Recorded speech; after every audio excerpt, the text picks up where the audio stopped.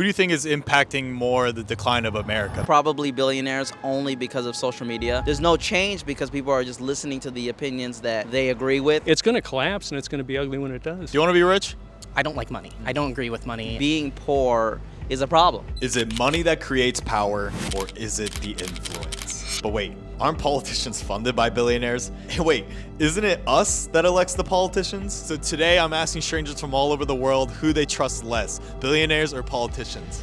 Billionaires, you pretty much know what their agenda is. They're just trying to increase profit. But with politicians, you don't really know which side of the aisle they actually support. Politicians of today, they're too old. Like, they're stuck in an old world order. They'll want to use division as a way to control the populace. And there's not really much of an evolution outside of one side or the other is called radical or not radical. I hate billionaires, but I think billionaire politicians would be the least trustworthy. To be a billionaire is to have a certain amount of privilege. You're a stakeholder within the systems of oppression. Politicians, while usually corrupt, can at least sometimes be capable of decency. I don't know any good billionaires. Do you have an iPhone? That was made by a billionaire. I order off Amazon all the time too. It's kind of hard not to give them more money. I work for the state, a bureaucrat. I trust politicians less. So you work for the government and you say that you trust politicians less. I guess you see them all the time. That's different.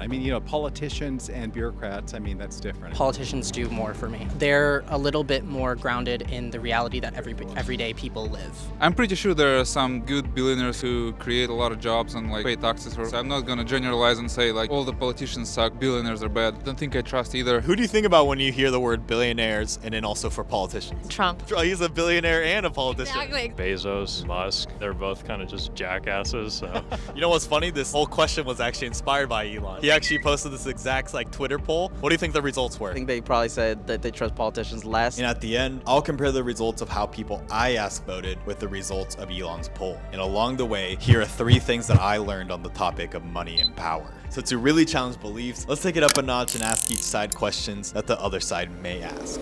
They also say that billionaires and politicians are related in the sense that billionaires pay the politicians to do the dirty work, while the politicians get the blame and the billionaires get the benefit. In that sense, do you think that you can still trust billionaires? I guess after hearing that, you can say you can trust billionaires a little less. Billionaires are individuals who have built enough wealth that they can affect the world around them. Politicians have somehow gotten themselves into powerful enough positions where they'll do anything to stay in power. Billionaires, they don't have to necessarily worry about that. Make decisions based on how they feel. Once you have the resources, it doesn't really matter. I guess it would depend on the country. Some countries are perceived that they have better regulations on money and politics. I think in the United States we have pretty poor regulation. If you don't mind me asking, I detect an accent. Where are you from? I'm from Russia. Especially interesting in Russia too, because Putin is definitely a billionaire. The oligarchs too are billionaires, but also meddled into politics. In Russia, maybe they're the same people too.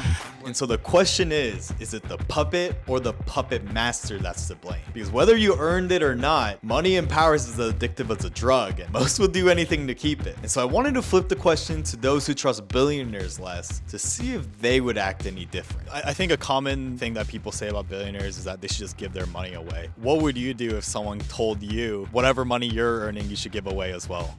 Well, I don't have a lot of money, and most of the money that I've earned is through painstaking jobs that I've had to do. I redistribute what I can, which is not a lot. I don't like money. I don't agree with money as a system. I think there are many different ways that we can build our systems around. You don't just have to leave all your money, but I do believe in the government having a sort of say in where the richest people put their money, because rich people have significantly less % of their taxes given to the government than the average people. Charity is an extension of a capitalist system. A charitable billionaire, it's there's no such thing as an ethical billionaire. Charity should be built within the system. You shouldn't need to give to help people. They should just be helped. There should be universal basic income, housing, healthcare. But I guess who would pay for that? What do you mean? To have all those systems happen? That's a big question.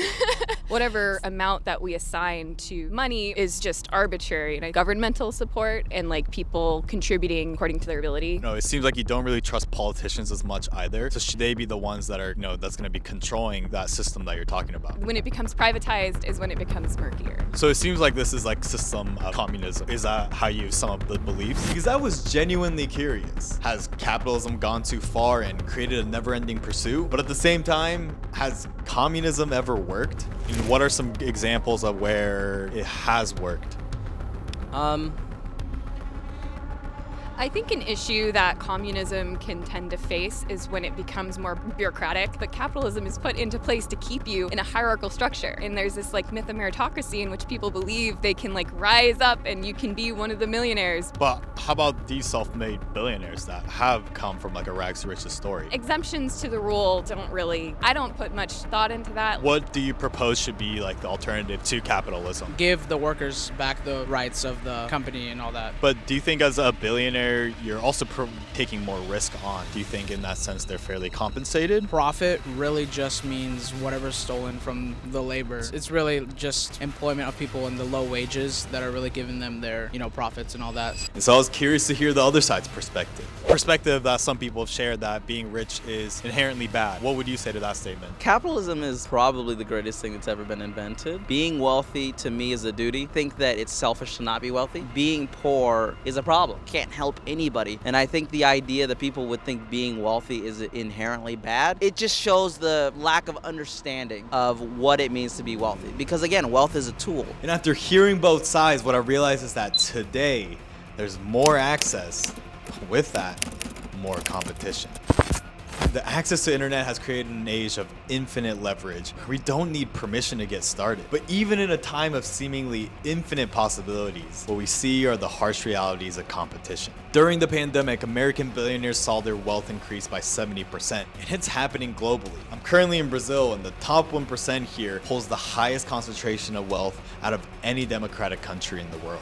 With the rich getting richer and the poor getting poorer, some of the younger generation is rejecting capitalism and liking what communism has to say. But besides competition, this access is creating a different divide. Because even with unlimited information, we're limiting access to only what we want to hear, and algorithms are powering an echo chamber of agreeance. And so I wanted to ask how people were staying informed. Recently, billionaires have been buying up a lot of news sources. Bezos owns the Washington Post, and Musk recently bought out Twitter. When billionaires are powering kind of like media, and especially if they're all meddled into like politics, where do you get your information from? Not from Twitter.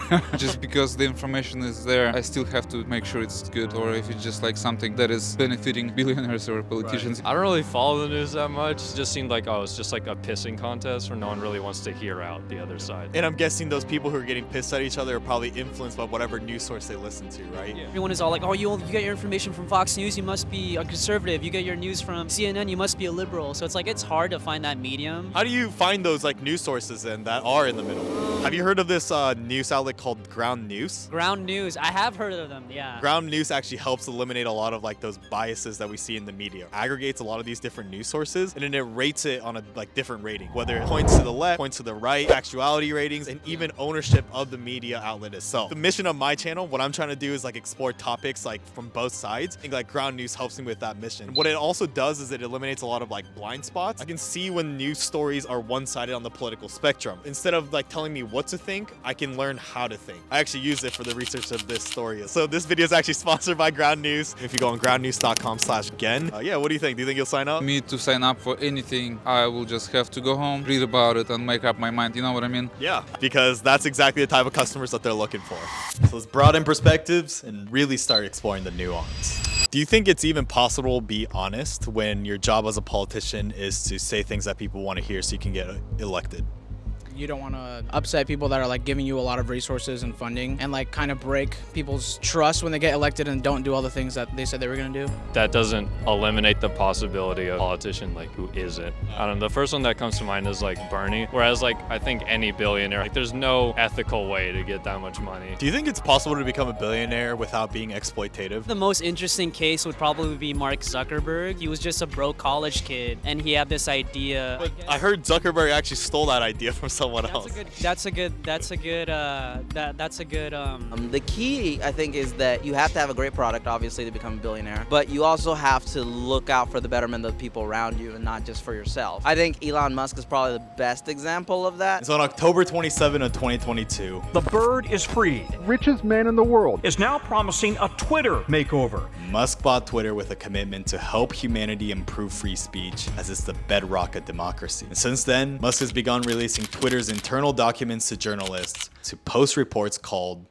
the Twitter Files. And what it revealed were content moderation decisions that were influenced by internal and external pressures like government agencies to violate their own policies and to censor certain voices. And with Twitter employees being overwhelmingly on one side, bias was seen in the decisions to ban Trump, shut down accurate information on Hunter Biden, and secretly manipulate visibility on certain users and their content. And what it ultimately exposed was the government industry sync between the FBI and Twitter, and a further confirmation of people's distrust over billionaires and politicians. But it raises the question because how has Musk's track record on free speech been? The account Elon Jet by college student Jack Sweeney used publicly available flight tracking information to tweet every time that Musk's private jet took off and landed at an airport. And even though Musk himself said that he'll keep the account up as his commitment to free speech, policy was implemented to permanently suspend the account. And it seems like Musk's Twitter was using the exact same visibility filtering or shadow ban that was exposed in the previous ownership. And so ultimately what these events exposed is that power doesn't corrupt,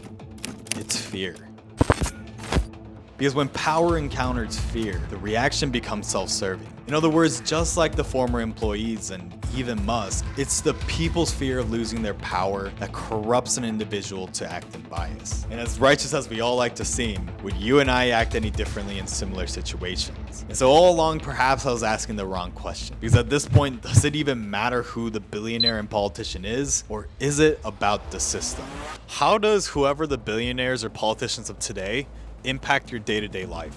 Our inability to create effective climate change regulation entirely at the hands of the politicians. Jeff Bezos they've eliminated other local options. Do you use Amazon yourself? No, I refuse. Oh, wow. Okay. I come from a low-income family, so I do receive significant aid. But a lot of my scholarships from like donors who are rich. If we're talking about social media billionaires, there's a lot of effect threatening free speech. There's no change because people are just listening to the opinions that they agree with and not a different opinion that might make them think. Because when the politician is telling you to hate the other side and the billionaire algorithms are showing you their worst highlights, you're being taught what to think and not how to think. And outsourcing thought is exactly what's keeping us divided and fearful of the other side. And so now more than ever, we gotta return to talking to each other and realize that healthy disagreement is key.